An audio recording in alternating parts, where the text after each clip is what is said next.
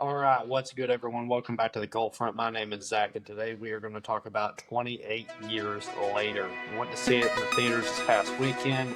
I have a lot of thoughts, very mixed, and opinions on what in the world I just saw. I had some excitement in general going into this film. Anytime you have two Academy Award winners like Danny Boyle, who directed this, and Alex Garland, who wrote the script, who had their birth into this whole world of fame from 28 days later, and now they're back from 28 years later. They've gone separate paths and won all these awards, and now they're coming back. So I thought, okay, there's a reason, right? There's a story they really want to tell with this franchise and this kind of this horror, the sub horror genre. They're kind of part of the reason we spawned such a zombie craze.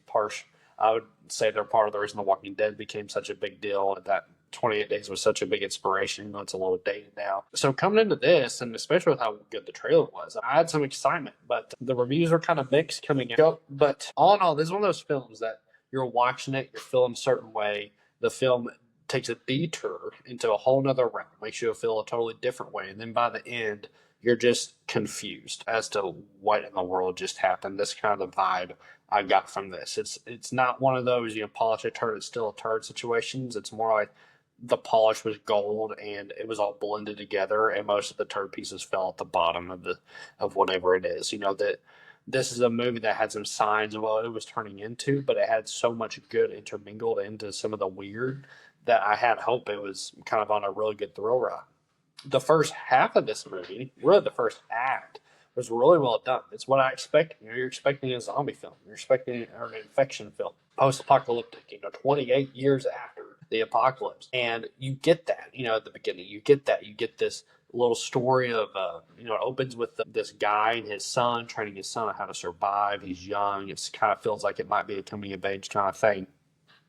And that whole piece and some of the sequences that come from that are really well done. They're really well done. The action, even though I'm not a big fan of the whole 28 Days Later, the shaky, violently shaky camera where you can't keep up. I'm not even someone who gets nauseous and still makes me a little bit woozy. I kind of feel like I get the callback, but come on, guys, we're so far advanced beyond that stuff. And whenever they weren't doing that, the action moved a lot better and the sequences were a lot better. There were so many shots of the scenery of the hills.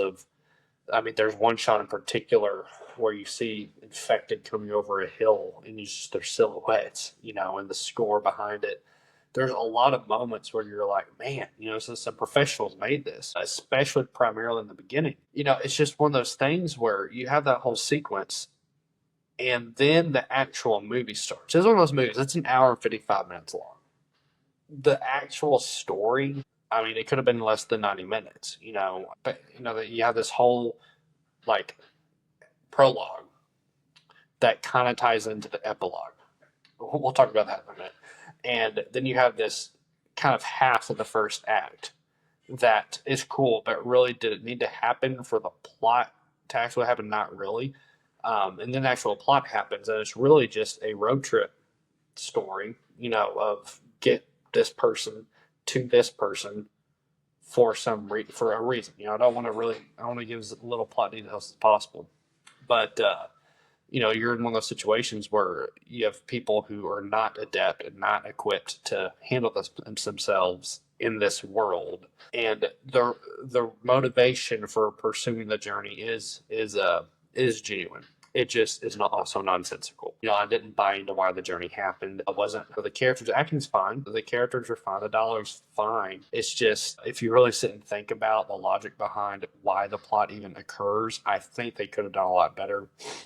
And even while the plot's going on, there's just so many moments where you're like, I like you fine. I like the kid fine. I like the mom fine. But, I mean, how many stupid decisions, can we make regarding this entire situation until something bad happens? I can only feel so bad for you for so long, but at a certain point, you're asking for it. And this film's giving me a lot of those vibes.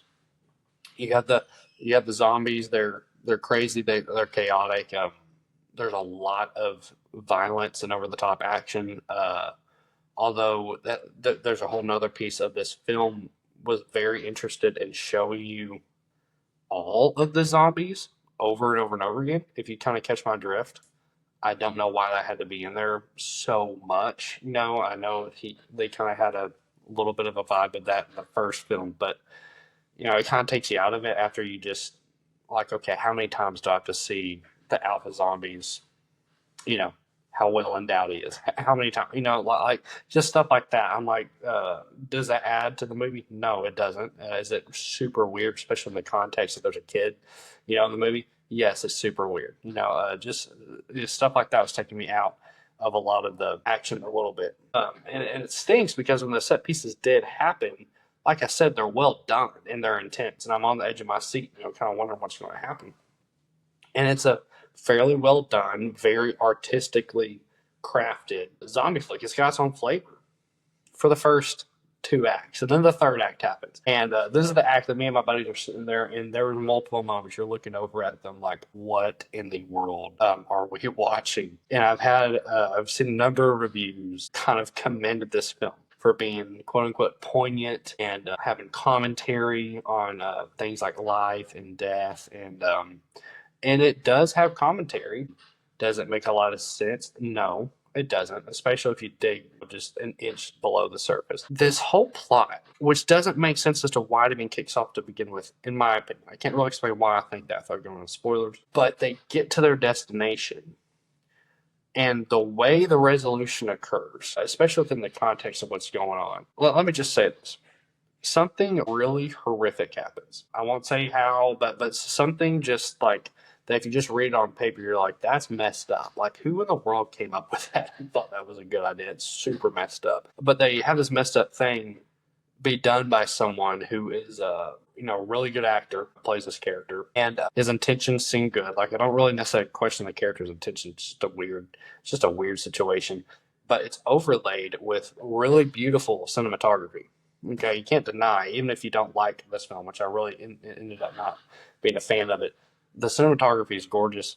The score that they had was incredible, but it's overlaid this situation that's just so weird to make a point that is just too, like, it's not as complicated as it thinks it is. It's and it's frustrating because I'm like, no matter how many times you say something in Latin, that doesn't mean it's not. That doesn't make it complex. That doesn't make what you're doing complex or poignant. And it was really frustrating because it all fell flat to me. It was one of those things where I guessed what was going to happen about 15 minutes before it happened, and then it happened really quick, kind of all at once. And then even the way the characters are reacting to what's going on, I was like, are we on planet Earth? What in the world is happening? Especially the tone shifts hard. And it's like it wanted to be this throwback zombie thriller for the first two acts. And it does a good enough job with that. And then it wants to be this art house horror flick at the very end. But it makes this really hard tonal shift to try to make some of this commentary on death and society and motherhood and all these different things that I don't think it manages to stick. Now, for some people, it might be more effective than others, but for me, it was just creepy. It was odd. It was weird, and it was a little like I think they think that it was more complex than it really is. It's one of those things. If you read it on a piece of paper, what occurs, you're just like, okay, who came up with this? I don't know. But super frustrating way to wrap up the story. Even what happens after the climax. There's a scene that happens for like tension. Why it occurs, I don't know. There's a whole nother chase sequence that had nothing to do with to progress the plot or progress the characters. The way they resolve the home base situation was super lazy. And then you have the end, which is obviously trying to set up future sequels. But I legitimately don't know what to expect because the end of the film, which is basically a bookended like after credit scene without it being an actual after credit scene. It's basically an after credit scene. I don't really know how to describe this other than this movie goes from super dark, gory, bloody, thrilling, post-apocalyptic zombie film into poignant art house Hallmark vibe overlaid with super gruesome, messed up situation. And then it dives right into Power Rangers. And that's all I can really say. But I'm talking from the musical choices, from the style of what happens, from the way certain characters are dressed, from the way they speak, the way it's shot, the whole tone. It feels like we pulled a scene from a totally different film and bookended this film with it, and which totally it makes it even worse that it was bookended at the end of this whole artistic commentary scene that wasn't as complex as I really thought it was, because that really just muddles all of that stuff. Like whatever good graces you were getting out of that, whatever artistic flair you were pulling out of that, I think you just ruined with the final scene of the film. It wasn't funny. It was just odd. And it's just one of those things that you just have to wonder, like, is this what like really powerful, famous people do, and they have no one keeping them in check? Because I feel like they needed someone to keep them in check to tell them that's a stupid idea. It's not good, and it ruined the movie for me. The whole Bone Temple scene and the bookend scene after that were enough to crush an otherwise really well made film that just had moments of weirdness with some certain things that they do with the infected to showing way too much of the affected. If you took those two out, I was having a blast with this film up until the very end. And it's just an example of one of those things where you have something great that just crashes and burns, in the worst way possible. Because this is a film that's technically, because you're talking about like objective things that are good about movies, on a craft level, this movie is very well made. And I don't think the script inherently is bad. I mean, I think the way they kick off the plot is very clunky. The way they resolve it doesn't match the tone of what they established previously, and then whatever in the world that was at the end. But the individual moments are well written. It's just the pieces don't make up a cohesive whole. You can have this super cheesy movie if you want. Make it a cheesy movie. You can have this artistic flair movie if you want, but don't make the whole first half something totally different. And it's one of those things that's super frustrating, because I think this movie could have been something super special. Obviously, from some of the stuff I've seen, I guess some people thought it was something super special. But it's one of those things where I'm frustrated. I'm frustrated. I was weirded out. It's one of those movies I was wanting to be able to recommend to people, and I can't really recommend to anybody because I don't know anybody who's going to get something out of 28 years later. It's one of those things that it had all the right people in place, it had all the right pieces, it had all the right studio backing. I don't know what happened in the process here. I don't know what the thinking was behind some of the things that went down. But without getting into too many spoilers, that's the best I can do with some of these thoughts. This is one of those classic examples of a movie that is extraordinarily well made on an individual, just a craft level, but in terms of pulling it together, in terms of themes, in terms of making sense, it falls flat on its face. And it was to a point where I was laughing at serious scenes at the very end of the film, because like you didn't earn that. You didn't earn that serious poignant part. And I was really laughing at the end. I think it was going for comedy, but not in the way I was laughing at the comedy. I was laughing at how bad it was. And we were the only ones that there. It's one of those things that I was embarrassed for the people involved at the very end of this film. I don't know what the thought process was. Very easily of the year, the most disappointing film of the year. This is one of those ones that had no business being as poorly done as a final craft as it ended up being. So this could have been a slam dunk home run, and it just wasn't. It just wasn't. I don't know what the thought process was, but I kind of hope maybe Danny Boyle and Garland kind of move on. They're obviously different people making this film than they were whenever they made the original, and that's fine. This isn't your thing though. But that was not good. That was not good. That was that's at like a 4.5 out of 10 for me. And all those points are coming just from like just the cinematography stuff, some of the stuff that what you tell professionals are behind the camera. But in terms of like me connecting with characters and for the story making any sort of sense and being cohesive and the themes actually hitting like they obviously thought they were hitting, none of it works for me. So yeah.